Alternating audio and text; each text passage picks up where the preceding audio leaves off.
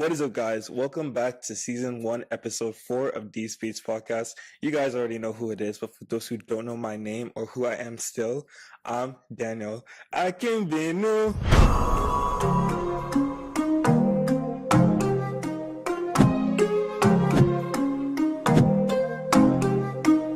Once again, I want to say thank you for tuning in today's podcast. Without further ado, we're going to get right into this podcast. But before we start, I would like to take the time to introduce our guests. Why don't you guys take the time to introduce yourselves, talk a little bit about yourselves, and just help us get to know you. Hi guys, I'm Lily Mulder. I've been Daniel's friend since a long time now. Grade 7.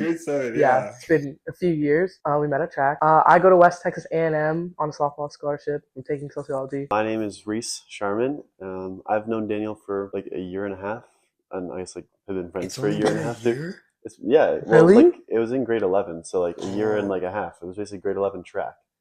Basically, but I know. So like not quite 2, which is kind of crazy to think that it's only been that long. But, I know. Oh my gosh, it's crazy. Feels like longer. About me, I go to the University of Windsor for engineering, and I do track and field there. I'm a multi. Guys, this is my Instagram.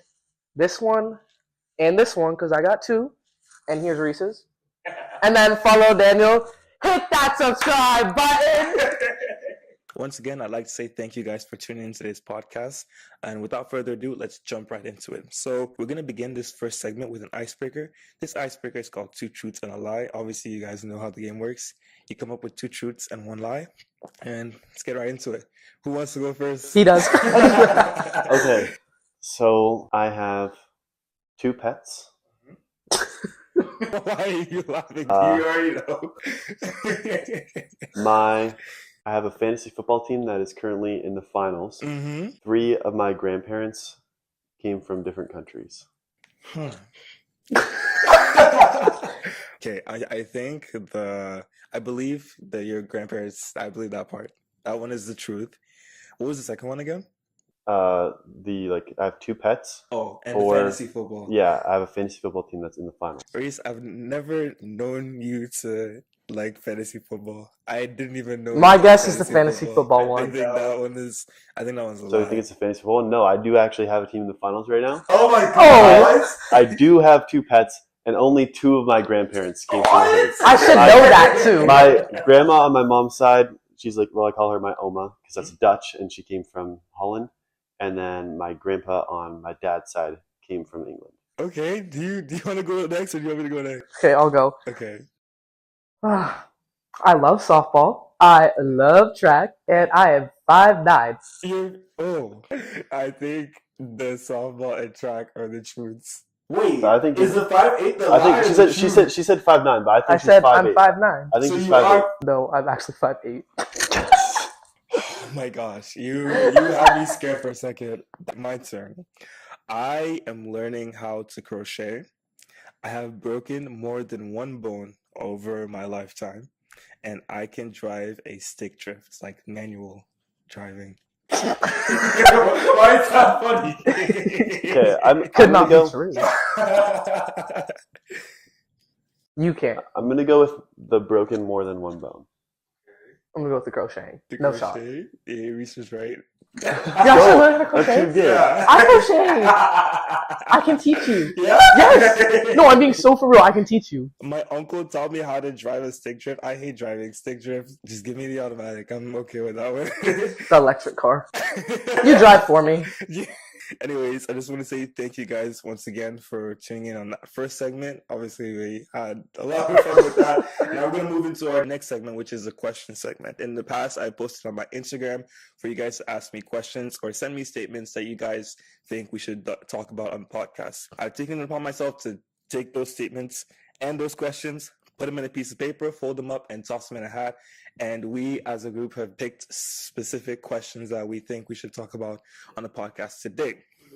But it's still going to be random, though. Yeah, it's all going to be random still. But without further ado, Reese, Okay. take it away. First question. So the question is, how do you be productive when struggling mentally? The best way I can put this in a scenario is that something bad happened to you during like school, like university. We all know that it's hard now. Yeah. So like, God forbid, imagine you lost like a relative or a pet, something happened tragically in your family and you're still processing it, but you're still going through school like at the same time. Like it's really hard to do both of them at the same time. I'm really used to like just pushing through it. It's not going to be every single hour that you're constantly feeling upset about the situation. I feel like at some point, not that you've forgotten about it, but like in that current state, you're not feeling as bad as you were in the first place.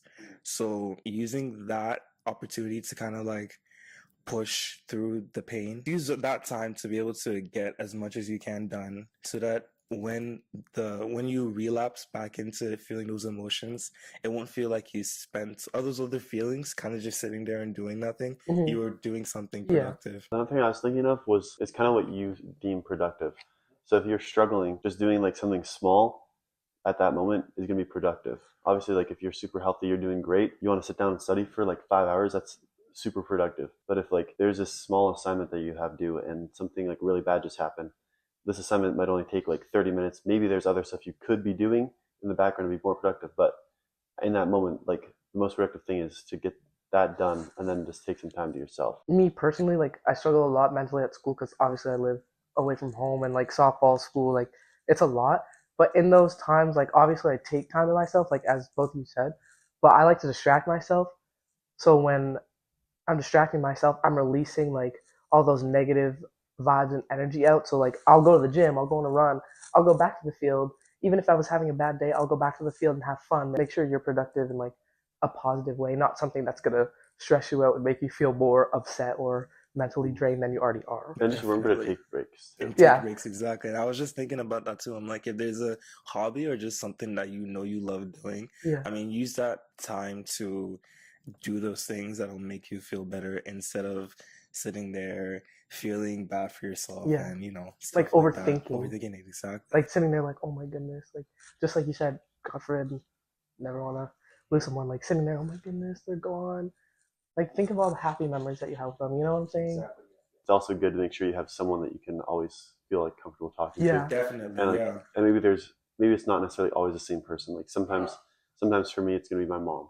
Sometimes for me it's gonna be you. Sometimes it might just be like another one of my friends.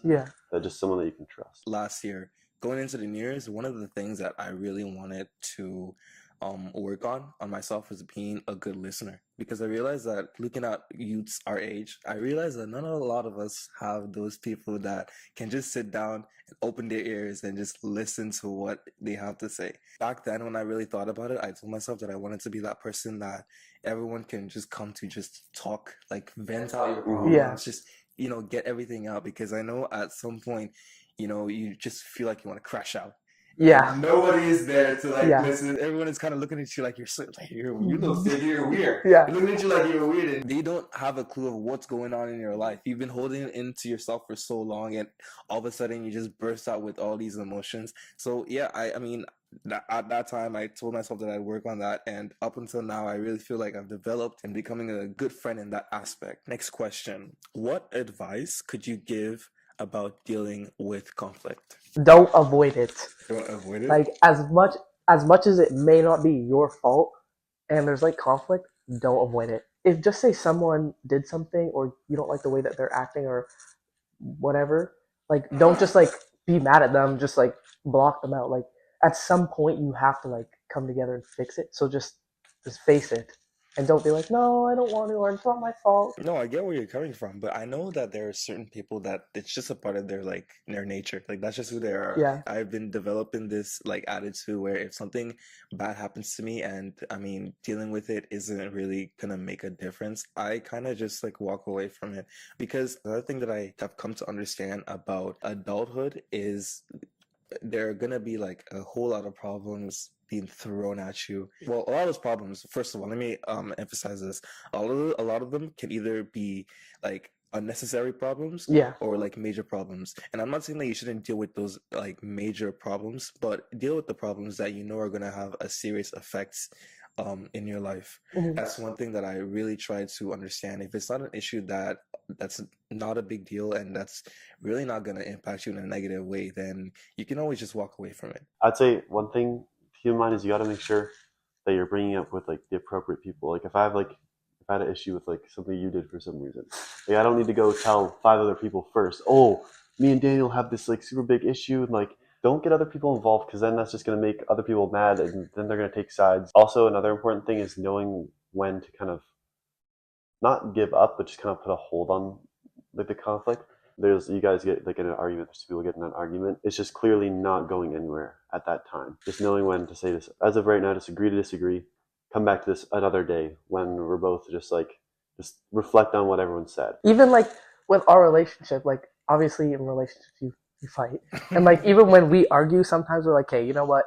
Like, as much as we don't want this conversation to like drag on, or like we need to talk about it, it's late, we both need to go to bed, like let's sleep on it, like that's okay. Like not recently, but like recently. Yeah. He was like, hey, let's finish this like another day. Mm-hmm. And I was like, okay, yeah, right, like it's getting tired. And it worked out way better. We both got sleep, and we weren't like bickering, but we were like still like, okay, yeah, like, and now it's fine. Mm-hmm. Yeah.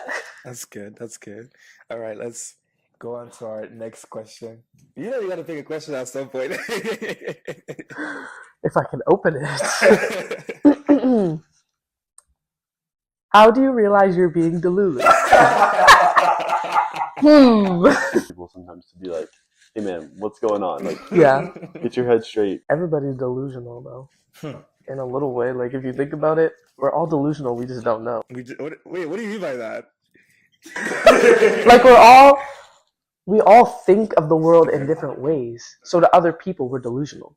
Like, you know what I'm saying? Like, you may think of a situation, and he may think of a situation, I may think of a situation that are all different, and we might think each other are crazy. Okay. So deep down, everyone's delusional. Delusional. Exactly. It's all mind games. It's a mind game? It's a mind game. What is the definition of delusional? Let's look that up. I need a simpler definition. So you're saying, I believe that Bigfoot is real. You're delusional. Yeah. As simple as that. Hey, but I do believe Bigfoot is real. Trust me, I've seen him. On the car, you look over, you're like, oh, look, a little forest. That's Bigfoot. That's not a bear. Hey, it could have been a bear. There's no bears that live in our area. Deer, sure, but as big as you. You're 6'3", 300 pounds, I swear. That's Bigfoot. I'm telling you. If you can say delusional, that's the definition right there. That is crazy. I found a simpler definition. Okay. A delusional person believes things that couldn't possibly be true. What did I just say? So, wait. So that's like... Can you repeat the question again? What does it say? How do you know when you're being delusional? So she just doesn't know right now. How do you realize you're being delusional? Obviously, I know I'm being delusional, but that's what I believe. Okay, let's like kind of like turn this around a little bit. Someone is very much making it clear to you that you're being delusional. You just don't want to believe what they're saying. No, if you gave me like, there's scientific proof that Bigfoot's real. Like, go. I'm telling you. But anyways, podcast is about anyways, I think back you should put Bigfoot. But like, if somebody's talking some sense into me, obviously I'll be like, okay, yes, I was being delusional. Because sometimes he's got to talk some sense into me. I'm like, oh yeah, I guess. Maybe you're right. But other times I just don't. I'm just like, no, you're wrong. What's a moment in your life that changed the way you see the world? Going to college or university away. Yeah. You know how much I depended on like my parents? Like, obviously I'm so thankful. Like, I'm so thankful that they did stuff for me. But like going to school, I like realized I'm like, it's just too much work, man. It's not work. It's just like a big eye opener. Yeah. But it's also gonna prepare me in how I live in the future. You know what I'm saying? Like international students, they're coming in with like literally by themselves and luggage. Like they have no one here to support them. In my head, I'm like, like university is real. Like it's a big shift from high school. It's a serious shift. If I had any advice for any grade 12s coming into university, listen to your teachers. Do your homework. Do homework. I can tell you. Show up to class. Go, trust me. Just go. You never know. Like that day, she maybe giving out free marks, and you just missed free marks. Literally. Can preach for that. Gosh. I was like 5-10 minutes late to class. I walk in. She's like, "Oh, Lily, you're here. Good thing, because I was giving out extra credit, and like whoever showed up today." And I was like, "Let's go!" I wasn't gonna miss it anyway. Like when I tell you, I ran from one side of the campus to the other. Like obviously, like starting university was like a change in like, whoa, like you actually have to be responsible and like I actually got to do stuff now. You gotta like actually study, or like you're just gonna fail out of university. No, I know. I get where you're coming from. Like you said, not one thing that kind of gave me an eye opener of like reality as a whole. Damn. I know, yeah. But like when I started high school, and I know I mentioned it in one of my YouTube videos before, I thought it was gonna be like High School Musical. I watched number 1, 2, and 3. You're ready. Over and over again. I watched them all the day before I started high school, and then when I started high school, I'm like, wait, what is this? This is nothing compared to the movie. Yeah. In my head, I low-key thought that, well, everything would be the same as what they were talking about in the movie. And of course, there are some similarities, like the drama, the high school drama, or like the sports, like just little things. But people really don't really talk about, I think, the education aspect of school as a whole. Everyone emphasizes a lot on making connections when you get to high school, when you get to university, but they don't really emphasize on that education part. And I'm starting to understand why.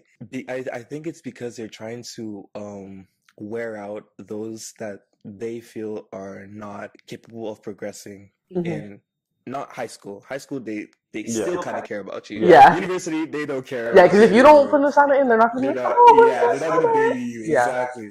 So I think that's where the big shift comes from high school and university. And I think, like you said, the accumulation of everything starting from, maybe when you're starting elementary school, moving up to high school, and then it builds up from there, adulthood and everything. It changes your perspective on how you view the world, ultimately. And just when you said like starting high school, it reminded me of, I'd say like just the whole like pandemic. That was a big opener. Exactly. Like you never know what's gonna happen. Like don't take things for granted. I literally forgot we were the class that didn't get like a grade 9 or 10. Well, we're the class with no grade 8 grad. Yeah, no like proper grade 8. And it was just like, oh yeah, I get to be at home. Like yes, and then you're at home and you're like, please let me out. Please let me out. Boring. Yeah, definitely. Yeah. Maybe not take things for granted anymore. Yeah, guys, you hear that? Don't take things for granted. Anyways, we are coming to the end of our podcast. We're at the last segment of our podcast, which is the open floor segment, where you guys get to talk about anything that, might have happened somewhere out on social media, on the internet, or just something that you saw recently that you think you guys can, kind of talk about. So the floor is yours. You guys think about it and just... just because it's definitely been like a conversation that people bring up. It's not like a super serious or deep anything, but just like, what do you think is the hardest sport? Oh my goodness, no comment. Personally, there's no sport is harder than the other in my opinion. Like every sport is gonna be hard. Like I don't necessarily think one's harder than the others. That's like saying like, to us, is baseball or softball harder? Well, obviously they're both hard in the same way. So like same thing with all sports. Like all of them are hard.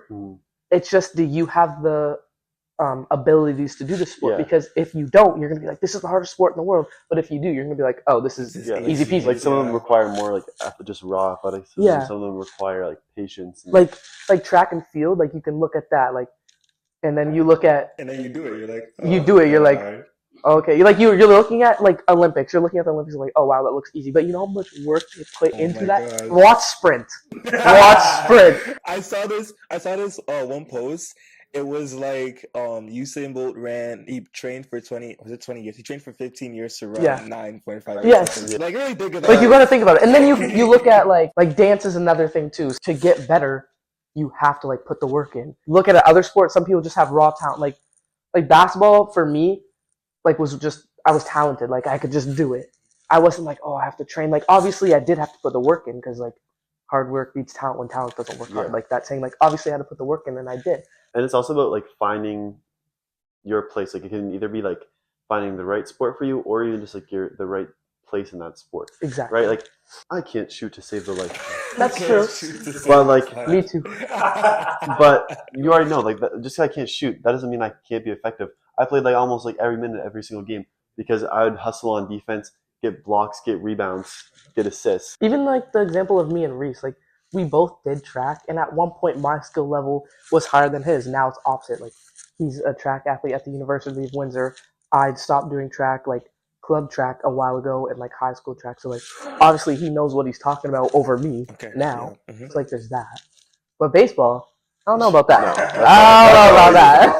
That's all you. Anyways, I want to thank you guys once again for tuning in today's podcast. Before we guys leave, why don't you guys shout yourselves out on your Instagram, let everyone know where to follow you, and yeah.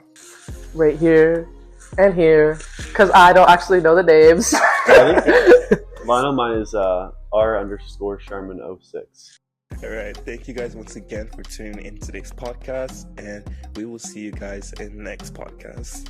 Peace. Peace out, y'all. Bye.